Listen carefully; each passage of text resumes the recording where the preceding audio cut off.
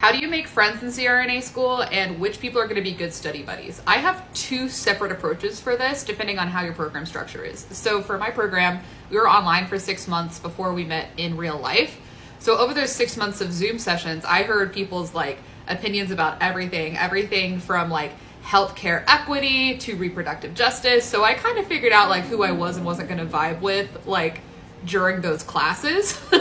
But let's say that if you guys are all meeting in person and you're starting in person for didactic, I say you should be the one to organize an event because you guys won't have elected a class president or anything yet. So organize an event where you guys all get together, do a social hour, because as you guys start off, people will kind of splinter off into kind of study groups. But starting off strong with a bunch of group activities or group get-togethers and dinner parties is a good way to kind of meet everybody and figure out their vibe.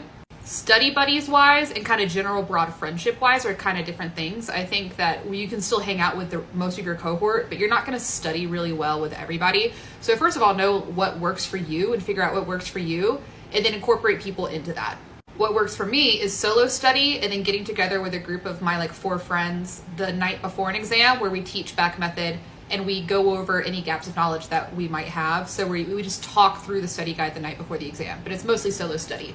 I do not study with the people who are at the top of my class because I have not prioritized making a 98% on every single exam. For me, I think it's important to understand the concepts and to get mastery, but the 20 hours difference in studying between getting an 88 on an exam and a 98 on the exam, I see those as marginal gains. I don't see those 20 hours as something that would be better spent making a higher grade versus doing an extra shadowing shift or writing an extra lecture for the business. So I kind of hang out with the people who we all push each other, we get together, we score in the 88 to 92% range, but I don't hang out with the top of the class because that level of honestly anxiety doesn't work really well for me, and I see that people aren't incorporating time for self-care, for hobbies, for other things. So for me, I have a benchmark that I try to set, and it's at high B to low A threshold, and then I surround myself with people who also have the same approach.